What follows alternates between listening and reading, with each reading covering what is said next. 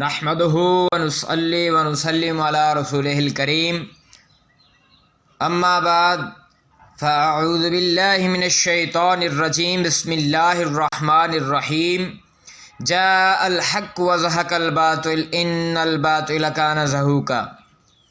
معزز سامعین السلام علیکم ورحمۃ اللہ وبرکاتہ۔ میں امام الغیرت مفتی اسلام نائب مہر علی وارث علوم اعلیٰ حضرت قبلہ مفتی محمد فضل احمد چشتی صاحب کا ایک ادنا سا شاگرد محمد شعیب ملتانی بول رہا ہوں۔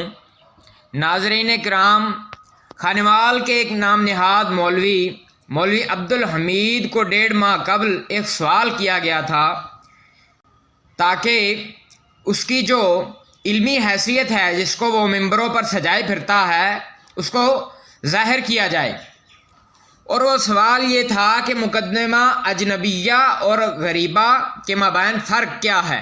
اس سوال کے جواب میں کھانے والی صاحب اور ان کے مشائخ نے تقریباً 1.5 ماہ کی تگ و دو کرنے کے بعد جو جواب دیا وہ یہ ہے۔ فضل چشتی نے چیلنج کیا کہ تم مقدمہ غریبہ اور اجنبیہ بتا دو، میں تمہارا مرید ہو جاؤں گا۔ ہم اس کا یہ چیلنج بھی مدینہ منورہ سے پورا کر رہے ہیں۔ غریبہ التي لا تكون مذکورة في القياس لا بالفعل ولا بالقوة۔ مقدمہ اجنبیہ ما يغایر حدودها حدود المقدمات۔ مقدمہ اجنبیہ کی تعریف میں وہ کہتا ہے ہی التی لا تکون مذکورۃ فی القیاس لا بالقوہ ولا بالفعل، اور مقدمہ غریبہ کی تعریف میں وہ کہتا ہے ما یغایر حدودها حدود المقدمات ولا یلزم، جو کہ سراسر غلط ہیں۔ غلط کیوں ہیں اس کی وجہ میں یوں بیان کرتا ہوں کہ اگر مقدمہ اجنبیہ اور غریبہ کے مابین منشأ فرق جو ہے وہ مغایرت فی الحدود ہے تو یہ درست نہیں، جس پر دلیل یہ ہے کہ جو مقدمہ کسی بھی طرح مذکور نہ ہو، نہ بالقوہ مذکور ہو نہ بالفعل مذکور ہو، وہ مغایر فی الحدود ہی ہوگا۔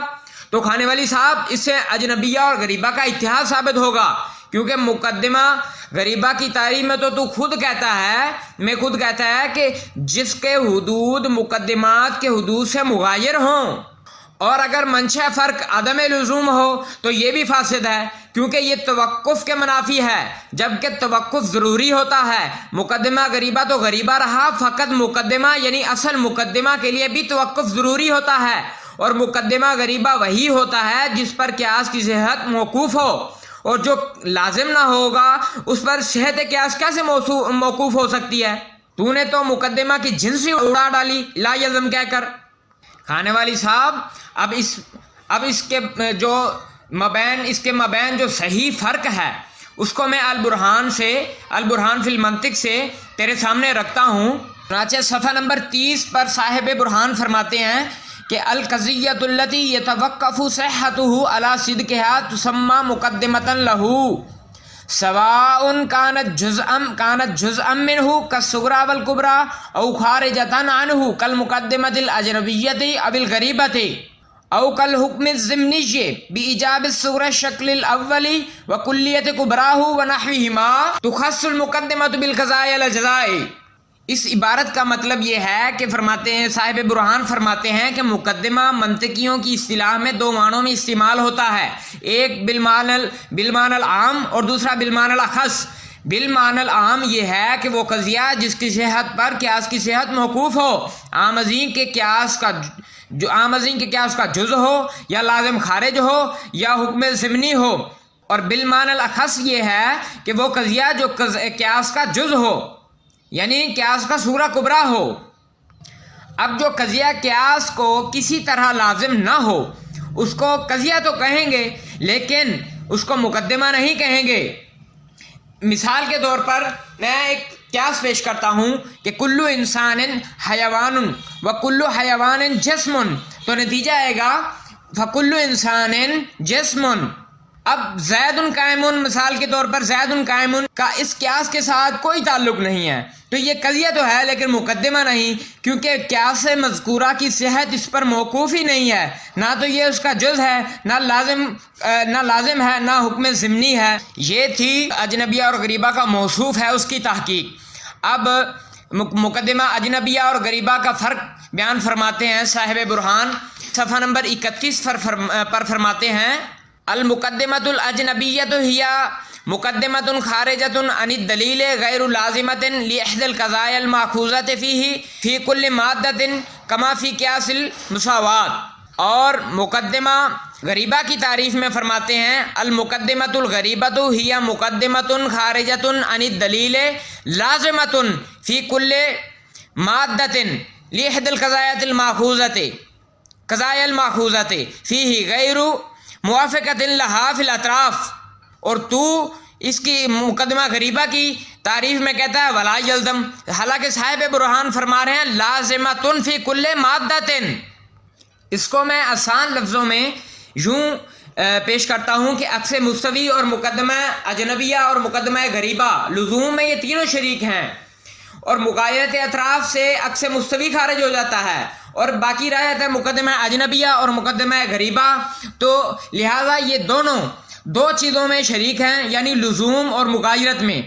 فرق جہاں پہ اس کا واضح ہو جاتا ہے، جہاں پہ اس کا بالکل فرق ہو جاتا ہے، وہ ہے مقدمہ اجنبیہ۔ یعنی مقدمہ دوبارہ پھر پیش کر دیتا ہوں کہ مقدمہ اجنبیہ وہ ایسا مقدمہ ہے جو دلیل سے خارج ہو اور ہر مادہ کے اندر صغریٰ کبریٰ کو لازم نہ ہو، یعنی بعض صورتوں میں لازم ہو جیسے کہ قیاس مساوات کو لازم ہوتا ہے، اور مقدمہ غریبہ جو دلیل سے خارج ہو اور ہر مادہ میں لازم ہو اور مغایر الاطراف ہو۔ افسوس ہے ملا کھانے والی کہ تو کس کا جو ہے نا کس کے اعتراضات یا کس کے سوالات کا جواب دینے کے لیے نکل پڑا، تجھے تو علم کی ابھی ہوا تک نہیں لگی بالکل ایسی غلطی تو کسی سطحی پڑھنے پڑھانے والے سے بھی متوقع نہ تھی، جس کا تو ملا کھانے والی تو نے اپنے گلے میں ڈال لیا۔ معلوم ہوا کہ مدینہ منورہ میں جا کر بھی حضور کی مدد جو ہے وہ تیرے شامل حال نہ ہو سکی، اور یہی تیرے کذاب اور دھتکارے ہوئے ہونے پر بڑی دلیل ہے۔ تو صحیح کسی نے کہا ہے تم میں کدی تربوز نہ ہندے باویں توڑ مکے لے جائیے ہو، لیکن الحمدللہ بعون اللہ تعالی قبلہ استاد محترم مدینہ منورہ میں تو نہیں گئے، لیکن مدینے والے کی مدد جو ہے وہ ان کے شامل حال ادھر ہی رہی۔ معلوم ہوا کہ اہل حق کے ساتھ رب جل شانہ اور اس کے حبیب کی مدد جو ہے وہ شامل حال ہوتی ہے، کیونکہ یہ دین کی صحیح اور سچی درد دل سے خدمت کرنے کا نتیجہ ہوتا ہے، جو تجھ سے کبھی نہ ہوئی نہ ہو سکتی ہے۔ بعون اللہ تعالی انہوں نے بالکل احقاق حق اور ابطال باطل کر دکھایا، اور کسی شاعر نے خوب کہا ہے تیرے جیسوں کے لیے آنکھ والا تیری رحمت کا تماشا دیکھے، آنکھ والا تیری رحمت کا تماشا دیکھے، دیدہ کور کو کیا نظر آئے وہ کیا دیکھے۔ اور میں یہ بات فخر سے کہتا ہوں کہ قبلہ مفتی فضل احمد چشتی صاحب کو صرف اللہ تعالیٰ نے خود سمجھنے کی ہی توفیق نہیں دی، بلکہ دوسروں کو سمجھانے کی بھی توفیق اور ملکہ عطا فرمایا ہے۔ تو میں کہتا ہوں مولانا کھانے والی تیرے بس کی بات نہیں ہے، تو ہمارے سوال کا جواب دینے کی کوشش تو کرتا ہے، لیکن عجیب بات ہے کہ تیری ہر بات میں عجیب تضادات ہوتے ہیں۔ علمی یتیم تو اپنے گھر کو اپنے گھر ہی کے چراغ سے آگ لگا رہا ہے۔ خدا را علم کے اس گہرے سمندر میں خود کو نہ ڈال، ورنہ داستان تک نہ رہے گی داستانوں میں۔